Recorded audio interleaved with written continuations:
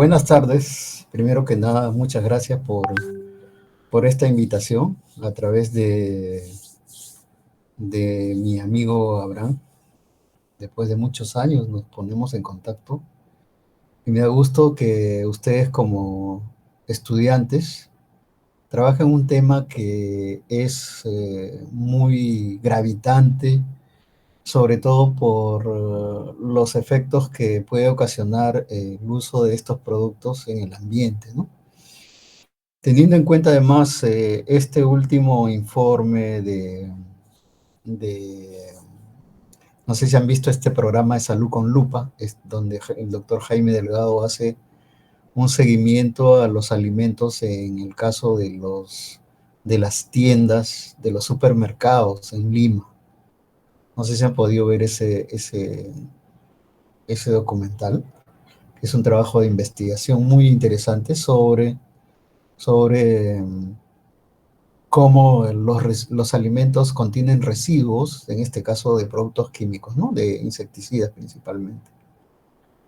Y otro problema es de que igual se ha reportado los casos de cáncer en Lima, sobre todo como punto principal del país, y se reporta, por ejemplo, que las personas que sufren cáncer son personas que tienen entre 30 y 40 años, ¿no? O sea, personas jóvenes, cuando el cáncer era considerado como una enfermedad degenerativa de gente mayor, ¿no? Entonces, eh, estos reportes nos indican que algo está sucediendo en el ambiente que si no tenemos en consideración, vamos a terminar con muchos problemas relacionados a la salud, ¿no?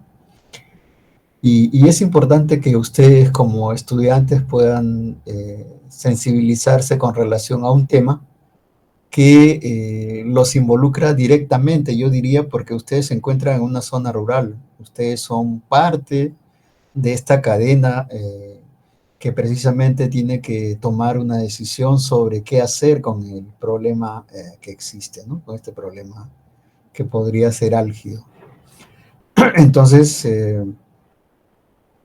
yo quisiera abordar el tema desde el punto de vista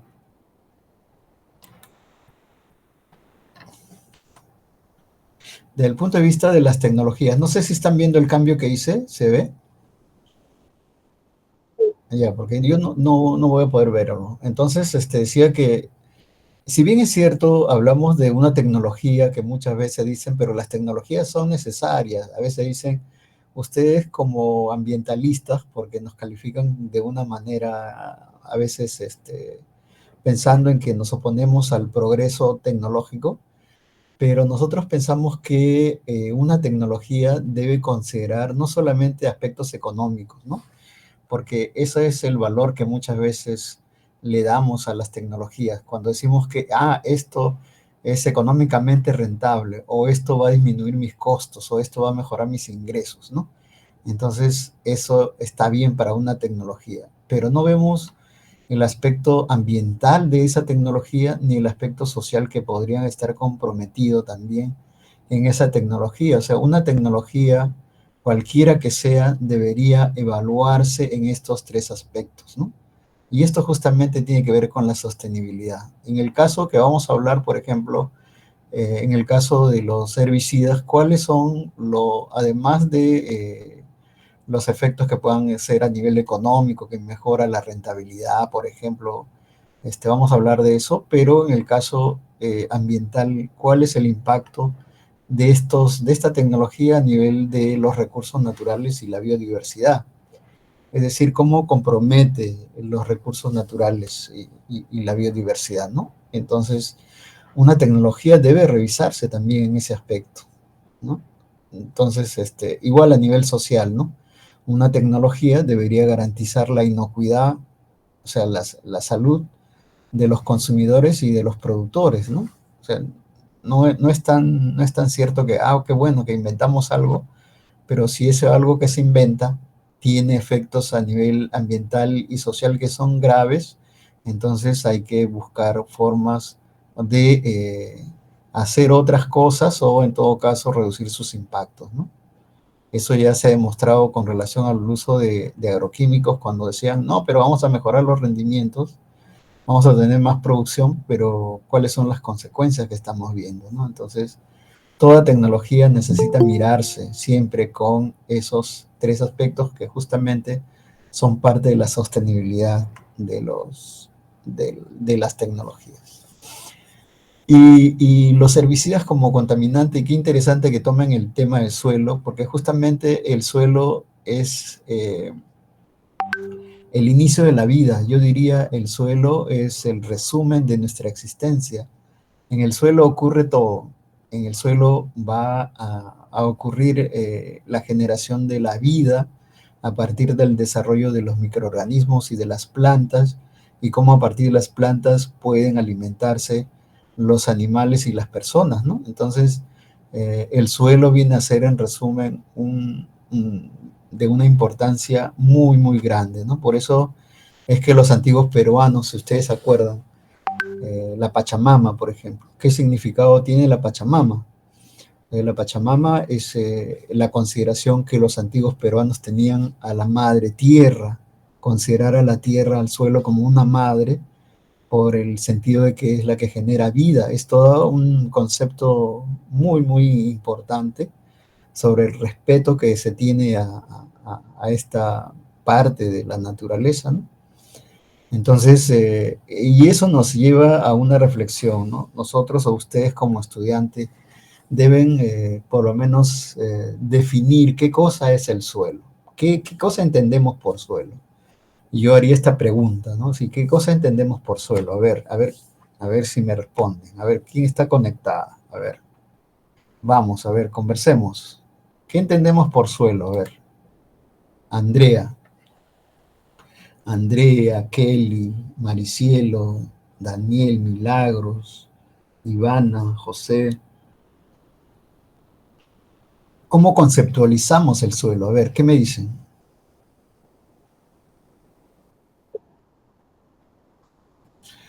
Podría decirse que es la tierra,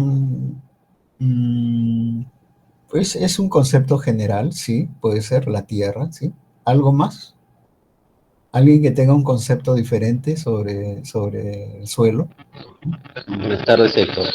Hola. Eh, yo creo que si hablamos de suelo, ¿no? Es algo, o tendríamos que conceptualizar, es un concepto amplio, ¿no?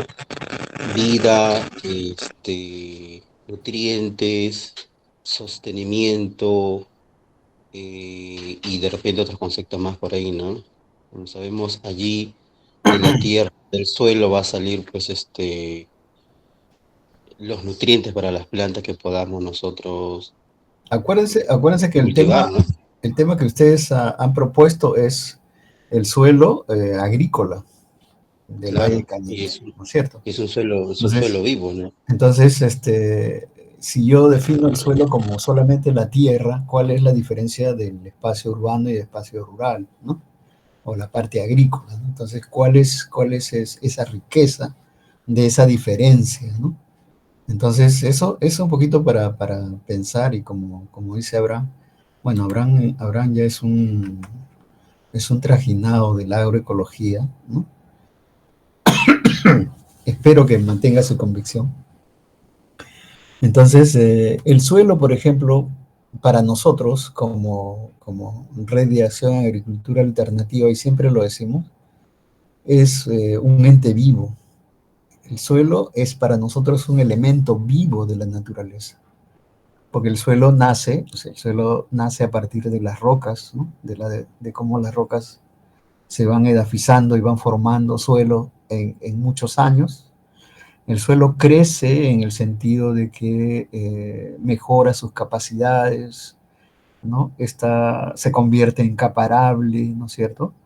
Se desarrolla en ese sentido porque acumula vida, ¿no? Microorganismos, etcétera. Y puede morir porque por el mal manejo que puede haber, puede erosionarse, puede perderse, ¿no? Por el uso de químicos, puede también perder la capacidad, en este caso, de albergar vida, ¿no? Y es trifásico se dice porque tiene tres fases, ¿no? digamos, si hablamos como un cubo, ¿no? Tiene ancho, largo y profundidad, ¿no? Tridimensional. Posee propiedades físicas, químicas y biológicas. Es cierto, como decía Andrea, se encuentra en la superficie terrestre, ¿no? Pero si hablamos de suelo agrícola, es un suelo que tiene estas características. Es un suelo vivo, ¿no? Es un ente vivo para nosotros, ¿no?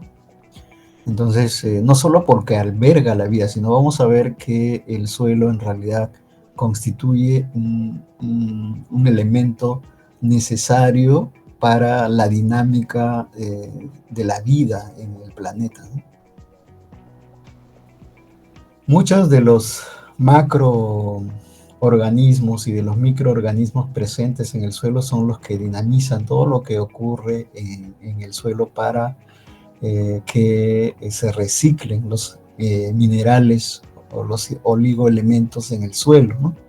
De las hojas que se caen, de los animales que mueren, ¿no? Entonces, estos microorganismos van a empezar procesos de descomposición, ¿no? Que finalmente va a permitir que otra vez los minerales presentes en la materia puedan regresar otra vez al suelo, ¿no? Y de esa manera vamos haciendo una economía circular de los nutrientes en base a lo que se va recirculando, ¿no? Entonces, fíjense la importancia del suelo para favorecer el desarrollo de las raíces de las plantas, es el acaparable, ¿no?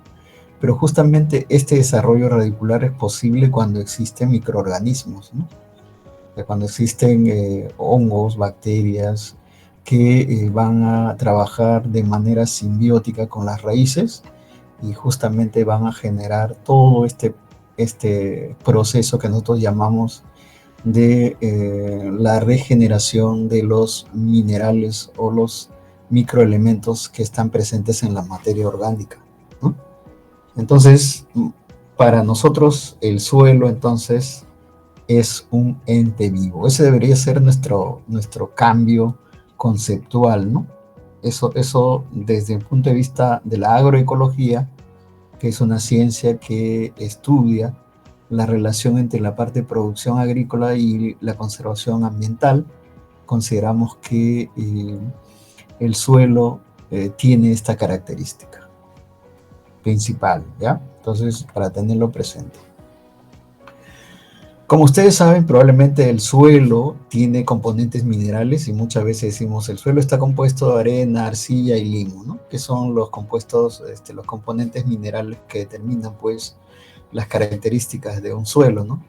Dependiendo si tiene más cantidad de arena, va a ser arenoso, si tiene mayor cantidad de arcilla, va a ser un suelo arcilloso, si tiene las tres partes más o menos iguales o equivalentes, puede ser un suelo franco, ¿no? Entonces, este contenido de minerales, de arena, limo y arcilla que tienen los suelos determinan sus características. Pero, sin embargo, tiene una pequeña porción que se llama de materia orgánica. O sea, puede haber un suelo que tiene 95% de minerales y solamente 5% de materia orgánica.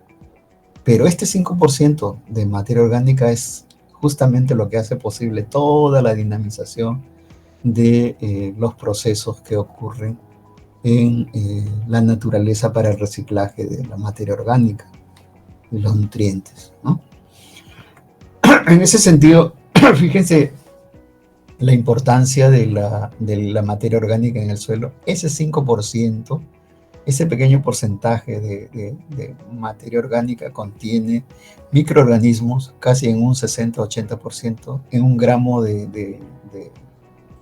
de suelo agrícola con buen contenido de materia orgánica podemos encontrar millones de microorganismos benéficos, ¿no?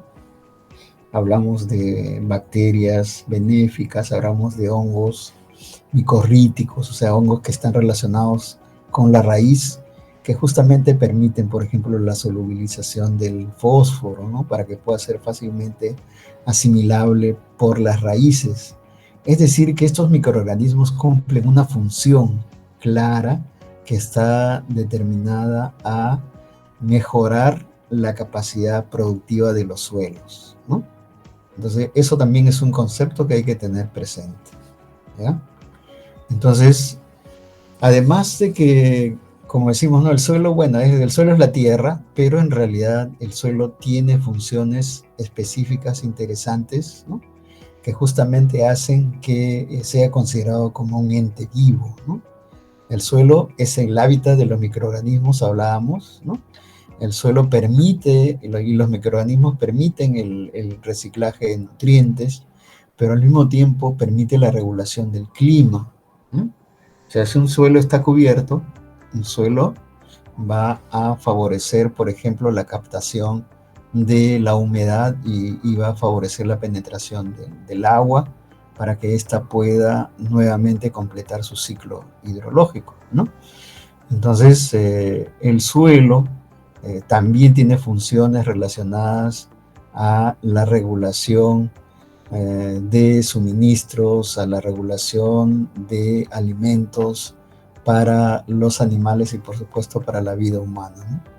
Ahora se habla mucho de que un suelo cubierto, o sea, en realidad siempre se debe mantener un suelo cubierto porque ayuda a captar, a retener el nitrógeno atmosférico, de tal manera que se pueda reducir el impacto del cambio climático por efecto de la elevación de la temperatura. O sea, un suelo cubierto reduce lo que son, en este caso, las temperaturas elevadas que puedan ocasionar problemas como relacionados al cambio climático. O sea, fíjense las funciones del suelo, ¿no? Pero no solamente fijémonos en el suelo de un área, de un espacio, sino en un contexto. Por ejemplo, los suelos, ustedes dicen los suelos de Cañete, ¿no? Los suelos de Cañete, en el caso suyo, también el suelo tiene funciones o servicios ecosistémicos, es decir, un suelo está relacionado con todo lo que podría haber en toda la cuenca, ¿no? Y hablamos pues de toda la cuenca del río Cañete, si vemos dónde se forma el agua, ¿no? Cómo esta viene y cómo esta puede ser aprovechada con el riego. Sin embargo, en algún momento, cuando se usan productos tóxicos, estos pueden afectar su calidad y también deteriorarlo o empezar procesos degenerativos, ¿no? Que estábamos hablando que un suelo puede ser estéril e incluso puede llegar a morir, ¿no? Entonces hay, yo diría, algunas amenazas con relación a los suelos y justamente el uso de productos químicos, en este caso los herbicidas, pueden tener una consecuencia directa con relación a este proceso. ¿Por qué? Vamos a ver. Primero porque reducen lo que es la salud del suelo. Es decir, toda la relación de microorganismos se va a ver afectada con el uso de estos productos y hablábamos de que estos son los encargados del reciclaje, ¿no? Son los encargados de otra vez descomponer la materia orgánica para devolver los elementos al suelo, a la naturaleza, ¿no? Entonces, un producto que afecte esto va a alterar la vida. Por eso es que muchas veces se habla de suelos estériles, ¿no? Seguramente ustedes escuchan decir a los agricultores, antes usaban menos fertilizante y ahora tengo que echarle más, mi suelo se vuelve adicto, dice, como un drogadicto, dicen, ¿no? Justamente es porque ya no hay microorganismos que hagan este proceso de convertir la materia orgánica, entonces el suelo no tiene que comer, ¿no? Solamente los minerales que vienen a través de los fertilizantes sintéticos, ¿no?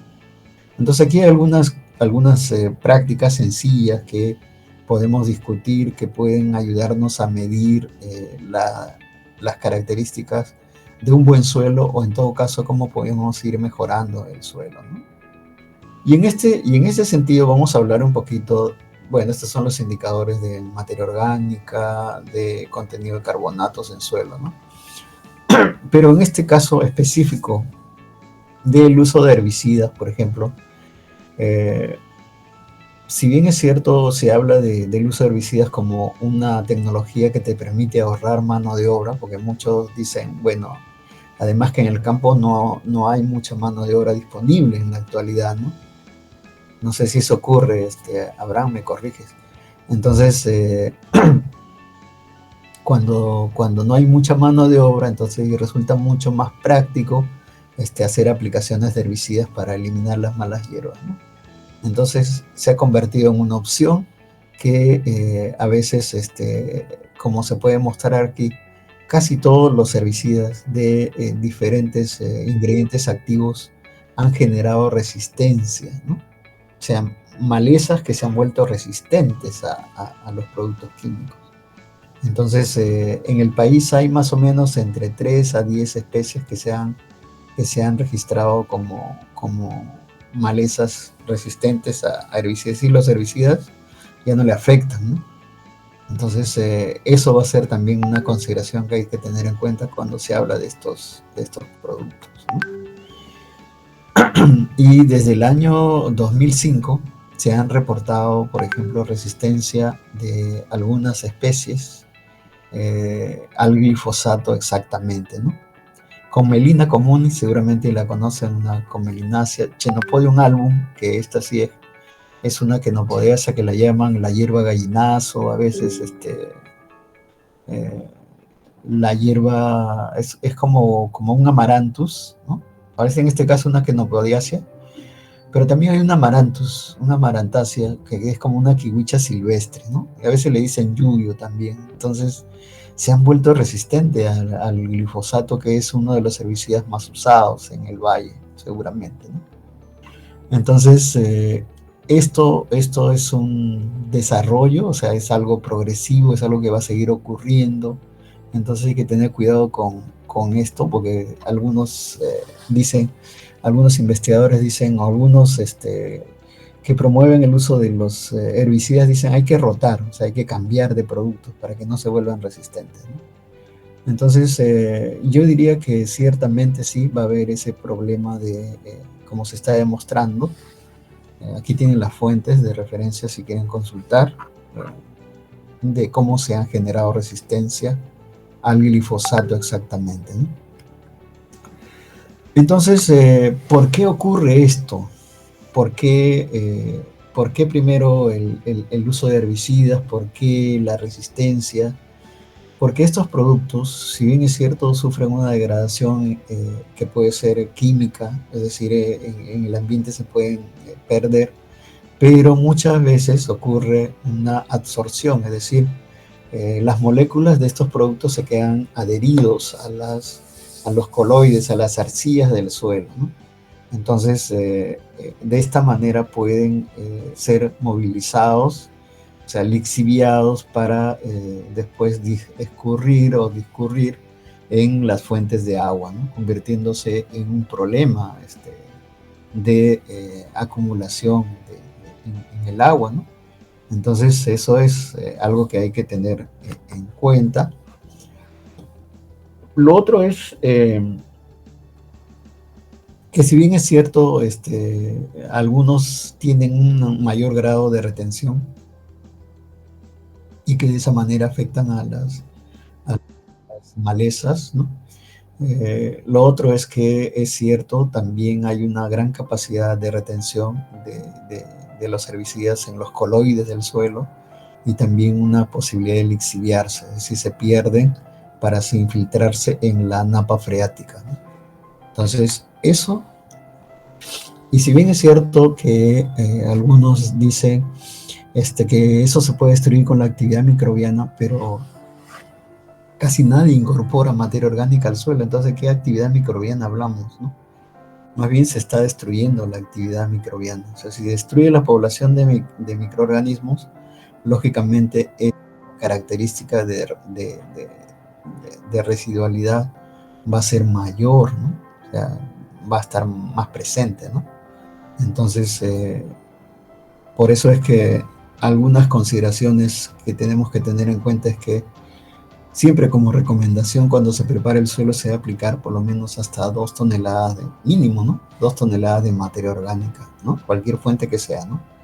Estiércol, guano de aves, o sea, gallinaza, ¿no? Compost, sobre todo, ¿no? Cualquiera de estos, ¿no? O bokashi, ¿no? Entonces, eso va a garantizar, por ejemplo, la presencia de microorganismos. Perdón.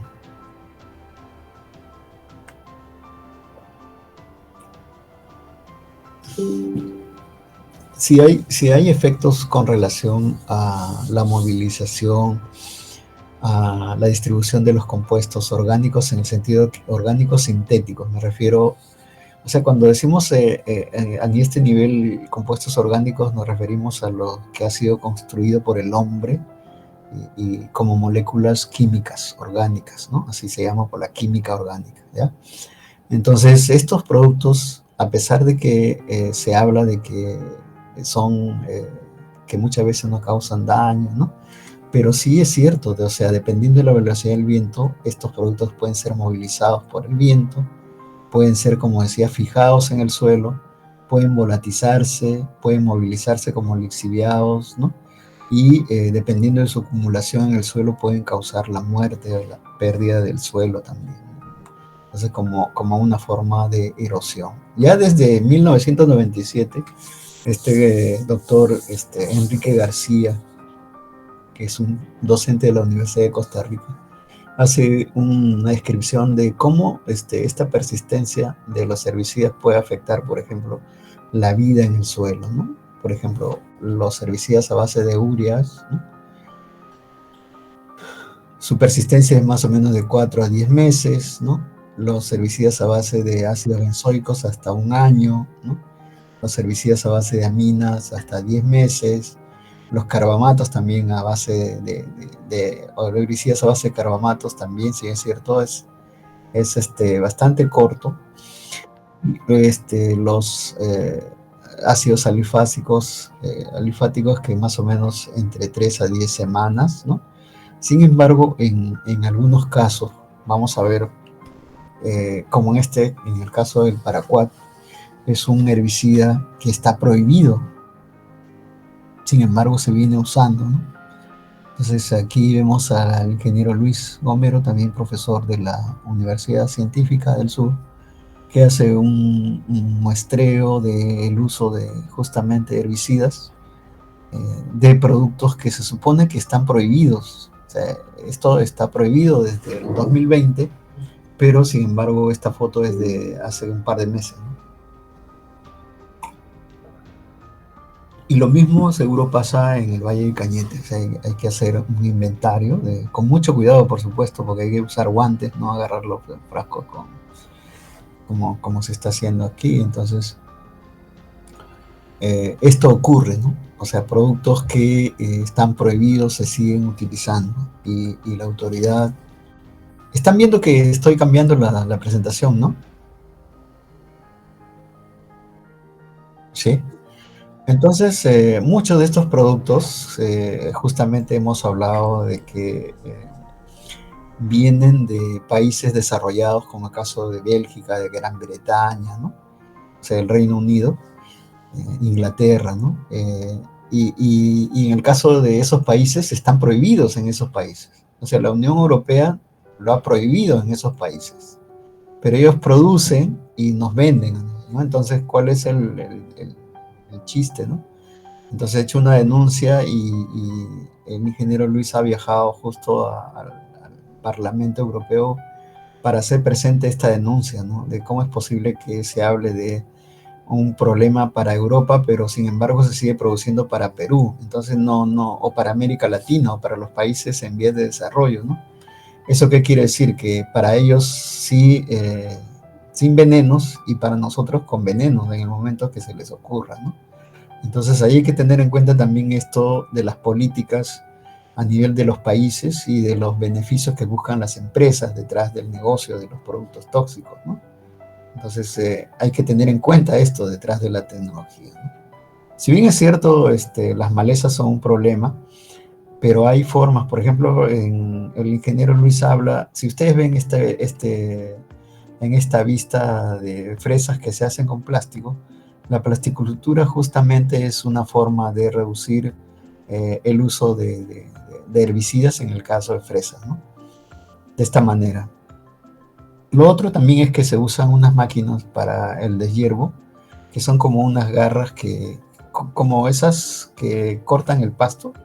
¿No se han visto esas podadoras de gras que les cambian esa herramienta y esas actúan como si fuesen una desmalezadora y uno lo puede llevar como si fuera una mochila, ¿no? Entonces hay que buscar alternativas más saludables para el trabajo con las malezas, ¿no? Otra cosa es que hay una corriente también muy interesante que se llama, no sé si ustedes han leído alguna publicación que tiene que ver con malezas comestibles. ¿Han escuchado eso? ¿Saben ustedes que han investigado las malezas? ¿Por qué decimos maleza, por ejemplo, al yuyo, a algunas plantas que a veces no conocemos, ¿no? Hasta el diente de león le dicen maleza, ¿no? ¿Por qué? Porque no conocemos su uso, porque desgraciadamente cuando los españoles llegaron al país, lo que hicieron fue solamente quedarse con sus cultivos y el resto de los cultivos era considerado como maleza, ¿no? Entonces ahí estas malezas muchas son comestibles, ¿no? El yuyo, el paico, ¿no? La muña, ¿no? Entonces hay muchas plantas que si ustedes hicieran un inventario, dirían estas se pueden comer y incluso con alto contenido de minerales, porque las malezas, al ser herbáceas de un corto periodo, movilizan los nutrientes de manera mucho más rápida y eficiente que cualquier cultivo o que cualquier frutal. O sea, las malezas movilizan los elementos minerales del suelo de una forma mucho más rápida que los cultivos y los frutales. Entonces, estas tienen un alto contenido de minerales por eso, ¿no? O sea, si hablamos que se pueden consumir, ¿no? Entonces habría que, es una corriente interesante de estos amigos de Argentina que hablan de malezas comestibles y tiene mucho que ver, ¿no? La Universidad Agraria, por ejemplo, ha publicado un nuevo libro que se llama 40 nuevas hortalizas peruanas. Entonces, que describe más que nada cómo a veces nosotros consideramos plantas que le decimos malezas, pero que en realidad no conocemos o hemos dejado de usarlas justamente porque nos han hecho creer que todo lo que no es col, lechuga, zanahoria, que son cultivos introducidos, entonces las otras no son hortalizas, ¿no? Entonces eso hay que tener en cuenta también como parte de la cultura, ¿no? Esta es una información, perdón, para ver sobre todo cómo a nivel del mercado del país, el mercado de productos químicos, de todos los que son plaguicidas, en este caso pueden ser insecticidas, fungicidas, el uso de herbicidas se da más o menos 18%, o sea, hace más o menos 10 años. Sin embargo, vamos a ver que en la actualidad se está llegando casi a un 30%, o sea, se ha incrementado el uso de herbicidas principalmente. Y haciendo una consulta también, ¿dónde se destinan más herbicidas? O sea, la gente dice, es de la agroexportación, pero en realidad los que usan más productos químicos son de la agricultura que no hace exportación. O sea, eso hay que tener en cuenta también para comentar, ¿no? Y este es un dato de más o menos el mes pasado, donde justamente el presidente de Cultivida, que es la representante de las industrias agroquímicas en el país, decía que en la actualidad al Perú más o menos se venden productos químicos por más o menos 310 millones de dólares, ¿no? Y que el 35% de ese total es de insecticidas, que está seguido por un 30% de fungicidas y más o menos una cantidad también parecida a un 30% de herbicidas, ¿no? Entonces es un uso creciente de este producto, pero como digo, está referido a la falta de mano de obra que existe en el campo y por eso los agricultores optan por este tipo de producto, ¿no? Los herbicidas cada año cambian porque se registran anualmente en el SENASA. El SENASA les da su autorización Y los registrados por los más usados en el país, pueden ver aquí la cantidad de productos que tienen el ingrediente activo. O sea, el nombre puede variar, pero el ingrediente activo no cambia, ¿no? Entonces, para que ustedes tengan en cuenta esos datos. Y los cultivos que más usan, por ejemplo, herbicidas en caña de azúcar, arroz, frutales, ¿no? Hortalizas, maíz, cebada, trigo, leguminosas, papa, ¿no? Hay que ver en el Valle de Cañete qué cultivos utilizan más herbicidas, ¿no? Y qué tipo de herbicidas. Este es más o menos el volumen de volúmenes de venta. Esto era el 2012, pero parece que para este año ha sido mucho más, ¿no?